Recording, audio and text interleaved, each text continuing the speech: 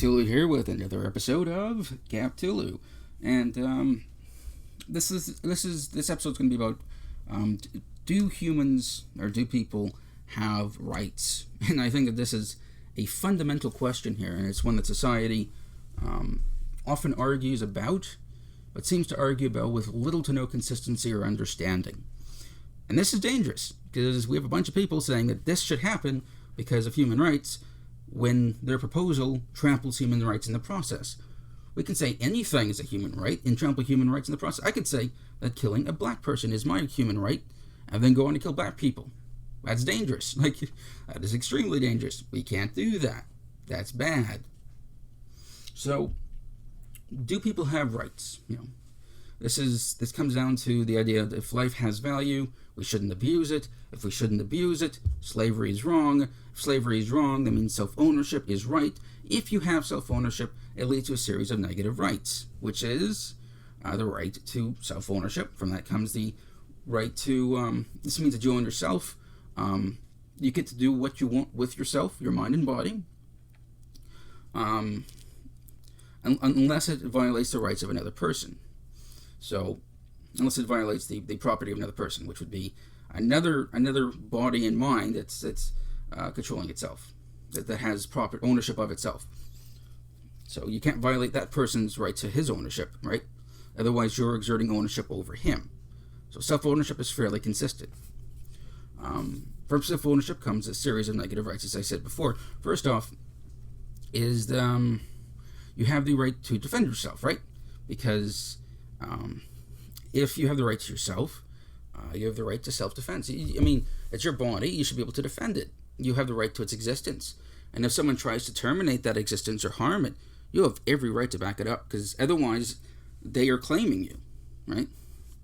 If someone hurts you, they're saying, without consent, they're saying, and if you have consent, then enjoy. But they are claiming ownership of you. They are saying that you don't have the right to decide what happens to your body. I do, which is wrong. So you have the right to self-defense, and if someone has a gun, how are you going to stop them? With a gun. So you have the right to arms here. You have the right to free speech, because you get to decide what you say. You have the right to free association, because you get to decide who you associate with and who you don't. You have the right to freely trade with what you worked on and what you have for what someone else has. It's the right of free trade.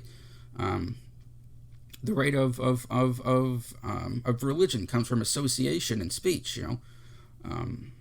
You get to believe whatever the heck you want to believe, even if it's harmful.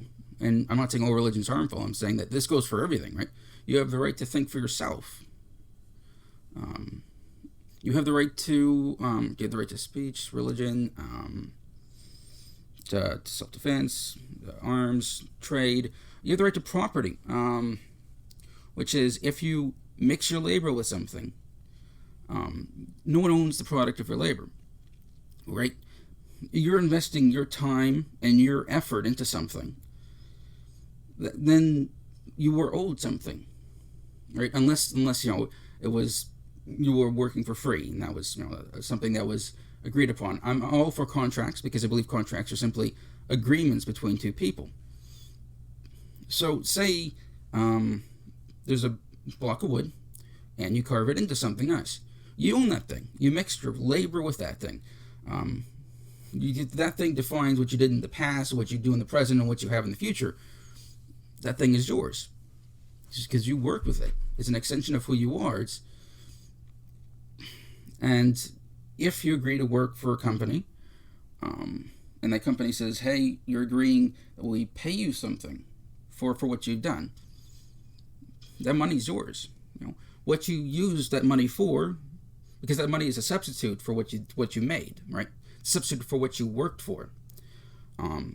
So that money can be traded in for property. And this is why you have a right to property, because your labor went into something, right? And if you put your labor into something without obtaining anything back, that's called slavery, right? Unless you agreed to it. And we don't like slavery. We're for self-ownership. So property rights is simply eliminating slavery. It's saying that if you work for something, that you are owed something in return, or at the very least, that you own that thing that you're working on. And I think most people can agree with that, left and right. That's where I think communists get it from. Is that, we worked for this, we put our labor into it, we need to own it. But the thing is, you agreed to a contract, and that contract said that you would be compensated for your work. They get to keep your product. You, in return, get money that you can trade for anything. To me, it's a good deal, right? Because you don't just have a useless object. You have money that can be traded in for anything. It's amazing.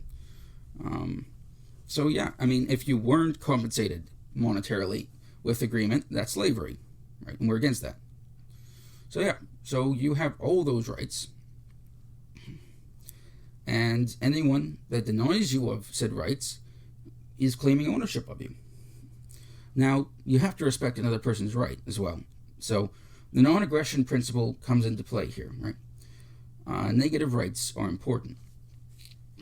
And you need to respect everybody's negative rights. So if someone tries to take your rights, you can't initiate aggression against someone without interfering with their negative rights. So non-aggression principle simply states you can't initiate aggression against someone unless it's in self-defense, right? You can't take away someone's negative rights, claim ownership to them. You can't do that without it being without them fighting back, for example. You can't initiate aggression. At the same time, non-aggression principle states that if someone does initiate aggression against you, you have every right to defend it. And this goes for not just people, but it goes for the government as well. Government is just a group of people. They have the exact same, what's wrong for us is wrong for them. And that's basically it for human rights. It's pretty simple, it's pretty open and shut, but it's very important for people to understand.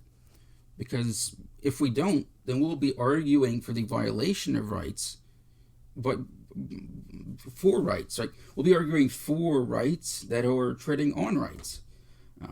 This set of rights is known as positive rights. It's the idea that you are owed something for your existence, right? Nobody owes you anything for your existence. You exist. That just happened, right? No one owes you anything. That being said, so I do understand when people say that people deserve food and water. I agree 100%. Or that they deserve a home. I get it, but you can't take that from people, right? And then say that that's right. We can't start stealing. I do agree that a person that is hungry and is starving and at the risk of dying probably has to steal, right? Because I believe the value of human life is paramount. At the same time, if you don't, right, if you're not in danger of dying, then you have no right to steal. None. None at all. Because when you take another person's property, you are claiming ownership over that person.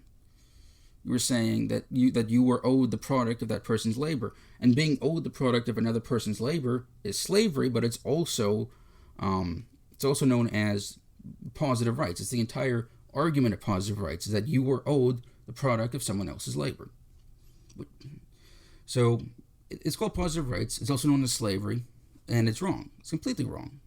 Because we've discussed how slavery is wrong in the past. That being said, there are emergencies where you're going to have to do it, right? If it's winter and it's cold out and you're going to freeze to death and there's nothing else you can do, you have to break into a home to live. If you're starving to death, you're going to have to steal to eat. I understand that. I'm for the sustaining life. I'm not for, in non-emergency situations, demanding that things be given to you or taking things, right? It's not an emergency situation. You're not dying. You can't just do that, right? They worked for this. It's time for you to work for it, right? You have to share responsibility. You have to do what they're doing. You have to share the responsibility. You can't just take it, right? Do your part.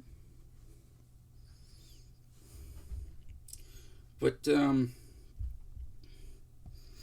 I think the biggest violation here, and when you think of negative rights and positive rights, is, for example, if you were owed Cheetos, right?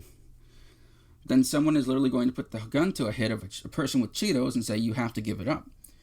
He's just standing there minding his business. Now a cop has a gun to his head, and he has to give up his Cheetos. Now this is tragic. It's absolutely tragic. First off, Cheetos, why you never take away someone's Cheetos, right? Secondly, if this person resists and like, no, this is my Cheetos, dang it, I worked for it, the police could cage him. No reason. He was just being peaceful with a bag of Cheetos. Now they're threatening to cage him in a place that has a high likelihood of people being raped. So now we have a rape cage, and we're threatening to put him in it and have his life destroyed for forever. Like, literally, like, it'll be on his record. He can't get employed, right?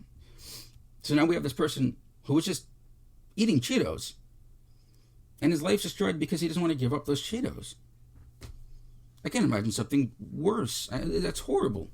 And if he resists, they kill him. This is what positive rights is. And this is what positive rights does. It threatens people. It threatens peaceful people with violence. And it's horrific. People, they have the best of intentions. I know people have the best of intentions. Most of them when they're for positive rights. But they have no idea where this rabbit hole leads. When you start putting guns to peaceful people, where does it end? When you start shooting peaceful people for resisting because it's their stuff, where does that end?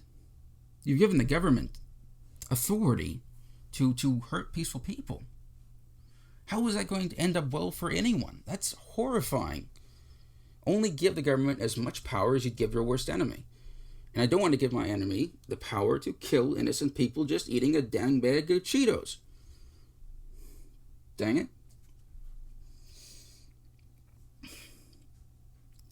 So yeah, that's my rant on rights and why humans have them. And I think it's important. I think that society, that the progress of society depends on it. Something I say every time. Society depends on it. Or that we need this for the progress of society, or humanity can only progress this way. Drinking game. Click on any one of my videos and sip whenever you hear that. A full responsibility, so do it safely, right? Don't go over your limit. I'm not. Also, if you're a kid, you can't do that. That's not. Also, if you're a kid, what the hell are you doing listening to me? There's so many more interesting people to listen to, like JonTron, PewDiePie, Jacksepticeye. Come on, why me? I'm just an idiot ranting into a microphone. I'm not even yelling. I'm not even yelling. So, I mean, there are plenty of people that yell better than me, and they do more, and they yell about more interesting things, and they clap. And they have pretty pretty colors up on. I just have a still image. Seriously, why is anyone listening to me? I mean, I'm supposed to get edge up my content with yelling and clapping and images, but that's too much work. Also, my editors will do way too much as it is. And they don't get paid. No, it's not slavery because they agreed to it. At least that's what I'm telling people. Because I totally don't have a group of editors that are chained up in the basement that do my work for me. That's not something that happens. I totally don't do that. But yeah, no, let's understand this. Let's understand this concept of rights and share it. It's very important that people understand what their rights are. You know, it's important for them to understand what their rights are and what they can do about it. And I haven't yet said what people can do about it, but if you want to take action on this issue, spread it. You have control of government, right? You have a vote. And I'm not saying that the vote's effective or that the current system is good or anything. I'm just saying that if you want to change the system, we have the tools at our disposal to do so at the moment, and that is spread your message. Spread the message of rights. Say what they are and why they exist. And then to get, one person can be silenced, but as a group, government can only silence us at their what's the word for it? Government can only silence a group of people at their own risk. Maybe one person can't get very far, but together we can't be stopped at all. So let's join together. Let's bring this concept to the masses. Let's tell them, with logic and with this logic and empathy that we have, this entire narrative that we've been able to piece together with logic and empathy and more than that, practicality. Let's enrich the masses with this. Let's better society with it. We have it under our power to do this. We can change everything, and we need to. So let's work together and let's do it. And we can do it. A lot of people are like, well, we can't do it. What's one person going to do? One person can do everything. Right? Jesus was one person. And some people say he's God, and that's a fair point. Buddha was one person. The people that originally founded the United States, the idea of the United States was one person. Every good idea started with one person. Every good idea. And you're not alone. There's already a group of people out here for you. You're not just one person. You're not just one person like these people were with their ideas. There's a group already. Libertarians or voluntarists. You're not alone in these ideas. And we will help you. But we have to work together. And even conservatives, conservatives can share the same views. They just want slightly more government than libertarians do.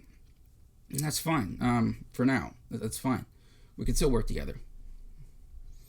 So let's do this. Because together we cannot be stopped. Cap out.